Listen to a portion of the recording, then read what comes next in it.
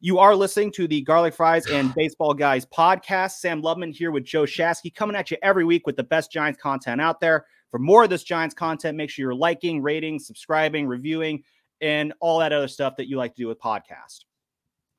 So I do want to get into this, a conversation that kind of popped up last week about the Giants and the A's. Before we do get into that, though, Shasky, the Giants were in Houston last night, taking on the defending champions, led by possibly the greatest hitter in the American League right now, Mauricio Dubon. Shasky, Mauricio Dubon, Giants killer, not the words that I expected to say this year. Well, did you hear what he said in the postgame? I did, but let's get into that right now. Why don't you recap kind of what he said and let's get into that. He basically felt like he got the raw end of the deal. And that's not what I really want to break down, because I do think he got opportunities. I do think he had chances. And I don't think he's the greatest player. He's got a lot of flaws. But it felt like to me there was a human element or a lack of the human element regarding Dubon, his playing time, his departure, etc. And he obviously bunted up, a zillion runs, and maybe he feels some kind of way because of that. I don't know. He's probably not the greatest vehicle to deliver this message, but let's take a step back. Forget Mauricio Dubon saying that they have a lack of a human element. I think my biggest issue, and it's not analytics versus old school, just the way the Giants have operated the last couple of years, my particular belief, they don't have the human feel. It feels to me like they've lost the human element touch. No, an at-bat in the ninth inning is not the same as an at-bat in the third inning. Now, they will tell you, oh, it's all the same. It doesn't matter. Slate's is coming up no matter what. And it's like, come on, stop being a robot. The way that they yo-yoed guys right before opening day when I forget the guy's names, Bryce Johnson's family was going to be there. Yeah, like that. That was weak, really? Did you really? Like, we haven't even seen Matt Beattie this year for the Giants. Was it really worth it? Was all of that yo-yoing 24 hours? I think he had a position player on the mound inning. That was about all we really got from Matt Beattie. So no, I'm glad that we could, leave Bryce Johnson off the roster there. But do you see what I'm saying? Like, yeah, and again, I'm not anti-data. Data's always been a part of the game. But you also have to acknowledge that you feel, as a Giants fan, very disconnected to the constant roster movement transactions, the constant tinkering with the 23rd, 24th, 25th man. And yes, I believe that you can get marginally better on those things, but at the same time, you're wearing me out. I have no attachment emotionally to any of them. And I do feel when a player says this, even of the caliber of Dubon, you got to think that other veterans around the league are saying, why would I want to go play for a feelless, not classless, but a feelless, soulless organization like that doesn't care about the individual? I don't know.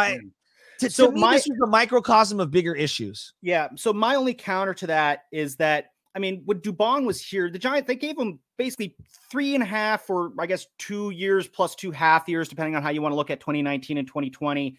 Like, he had a lot of opportunity to really establish himself here. And for the most part, he had moments, he started off 2 for 2 against Clayton Kershaw. That was kind of cool. Other than that, though, there was base running mistakes. There was defensive mistakes. There just wasn't enough offense to really justify working with him. He talks about, I was really mistreated because of playing time. Bro, you got a lot of playing time. None of us were really that impressed with the playing time that we saw. It was a great story. Grew up a Giants fan, huge Brandon Crawford fan, was turning double plays with his childhood idol. Those are cool stories, but cool stories don't put runs across the plate. This is a guy who, more or less, he was a below average hitter. Could he be helping them now? Probably. Is it something did he figure something out, or did the Astros figure something out? Maybe. Last night I'm looking at, Dubon's stats. I'm trying to figure out what's different about him. Was it the batting stance? He has a new batting stance every week, so I don't know if it's that. The only noticeable difference really is that he's swinging in the zone a lot more, and he's missing those pitches in the zone a lot more. Does he have a little bit better command of the strike zone? That might help, but he's still a slap-happy hitter. There's not a lot of power there. He's barely got any extra base hits right now. I think he's just off to a hot start, and he just, he's just kind of feeling himself right now, talk a little smack to his former employer after a big win. So I do think, the human element thing, you're not wrong there, but let's be honest. Mauricio Dubon, he had a chance to really establish himself with the Giants, and it just wasn't happening. Now, would I have given him up for 4 days of Mike Papierski? Probably not. But if it wasn't 4 days of Mike Papierski, it was going to be like 13 days of Kevin Padlo. So either way, it just wasn't working out for Mauricio Dubon. Now, again, as we talk about the human element with the Giants, let's switch over to another story that kind of deals with a not so great human element. And that is the relationship between the Giants and the A's. So last week, John Shea, friend of the Morning Roast, wrote an interesting column for the Chronicle about basically saying that when the A's move, some blame belongs to the Giants, which my first thought was like, that seems a little harsh, but not too, you're not too off base. The Giants did release a statement after the A's announced their purchasing of land. The statement was, the A's are such a big part of the Bay Area baseball history, the East Bay, and the greater community. If this comes to be, it will be a loss not only for A's fans, but for all baseball fans, which to me, I read that as, oh, that's too bad. So sad. See you later. Shasky, when you kind of saw that, the finger being pointed at the Giants, what was kind of your first thoughts there? Well, I think if you put a pie chart together, right? A pie chart of culpability, if you will, and who's to blame on why the A's are moving, a big slice is the ownership. Mm-hmm. There is a slice for the Giants. Like, that's Definitely undeniable. But it's also like, yes, are you in a partnership with them with Major League Baseball? Absolutely. But you're also competitively fighting for extra dollars, fighting for eyeballs, fighting for market share. So from a business standpoint, everybody says, oh, of course Starbucks, or excuse me, of course the Giants should let the A's move to, spot A. Would Starbucks allow Pete's Coffee to take up prime real estate that they own particular zoning territories to? No business would. No one else would, right? Like, you're not giving up a part of your backyard that you're using currently or not using currently to your neighbor without financial compensation, or unless you deemed it to be an important business part of your business strategy for your business, right? So, like, to me, yes, the Giants do deserve blame to some degree, but that's to be expected. Right now, the Orioles and the Nationals are fighting over market share. And a lot of owners are pissed off that the Nationals were allowed to kind of invade the Baltimore television market and kind of cripple the Baltimore Orioles when it comes to viewership. Now, Baltimore is at fault for not fielding a good team for what felt like 15 years. So it's never one thing. There's many layers to this. I do feel like the Giants deserve some blame, but at the same time, it's not personal. It's business. Yeah, I think this is kind of one of those situations where you have the intersection of where the sport of baseball meets the business of baseball. I want to do just a quick history lesson here and see if I can do this within a minute. Basically, the A's and the Giants, there's always been kind of a butting of heads here. They moved here in the late 60s. Charlie Finley moved the A's here, and that rubbed, current Giants owner Horace Stoneham the wrong way, because Stoneham wanted the Bay Area to himself. He comes here, A's win a bunch. Giants, Stoneham, Empire falls. That leads to Bob Lurie. Eventually, Charlie Finley, who was not really well liked, he sold the A's to the Haas family. And Lurie and the Haas family, they really got along very well with each other.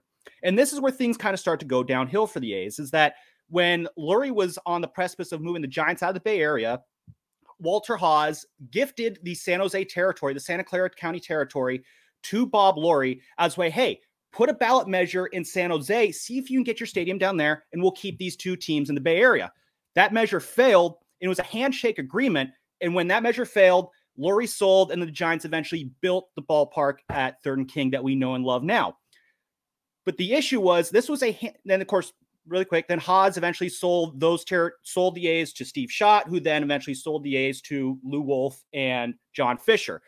Here's the thing now. That handshake agreement about Santa Clara County, it wasn't binding to future parties. It was an agreement between two owners at the time that the McGowan ownership group and the Steve Schott, Lou Wolf, John Fisher ownership groups were not really bound to. So when it came time to, hey, we need San Jose back, the Giants were under really no obligation to return that territory. This was basically, the A's made a friendly gesture that the Giants turned around into a business decision. And exactly. That's kind of the unfortunate reality of it. Let me ask you this. Would Joe Lacob let the Kings move to Oakland? No, he would not. Exactly. It's just, it becomes business, and that's the ugly side of it. Like, Maybe it wouldn't be that way, but it's the truth. Would the Yankees allow the Florida Marlins right now to move into Brooklyn? No. And I think this is where that whole kind of crazy concept of territorial rights really kind of rears its ugly head that a lot of people don't like. Shot in his book Long Shot that John Shea helped him wrote, he kind of talks about the whole concept of territorial rights. Basically, he says the whole thing about territorial rights is a fugazi or a fugazi, a wizzy-wazzy, however you want to put it. He actually put an interesting thought, or he mentioned something I thought that was kind of interesting, and that was it wasn't supposed to, when the A's were trying to move to San Jose, it wasn't just going to be, hey, give us San Jose back. There was a deal for the A's to cede parts of the East Bay over to the Giants in exchange. It was not just to give me San Jose back. There was going to be a trade there the Giants were going to come away with. This was about, 13 years ago. And the Giants, basically, they were not on board with that. They truly feel that they need San Jose. Larry Baer said this back in 2011. The South Bay is a core piece of our business model when we bought this team. We based much of our entire business strategy on Santa Clara County being a piece of our territory, and I don't think it is overstating it to say that allowing another franchise into our territory would set a dangerous precedent and have a traumatic effect on this franchise. If we were to go down to 2.5 million in attendance, we'd be in the poop, he said. He didn't say poop. This franchise would be completely destabilized. So for me, the question is baseball willing to have two teams receiving money from the revenue sharing pool, or one that is so financially healthy that it paid $30 million into it? You see, it is a priceless thing. They truly see San Jose and Santa Clara County as being a major source of revenue for themselves. Whether that's true or not, I don't know, but that's the excuse that the Giants and Larry Baer were standing with, and that kind of set the stage for the whole lawsuit that happened between San Jose and Major League Baseball that was eventually dismissed. Add in the fact that Bud Selig, who was the commissioner at the time, was always kind of hesitant to really get into the territorial rights waters, because that's a dangerous precedent. The whole point of why the Giants were able to keep San Jose is, well, if they lose their territorial rights, what's to stop the Yankees from losing theirs or the Cubs from losing theirs? So that's been my point the entire time.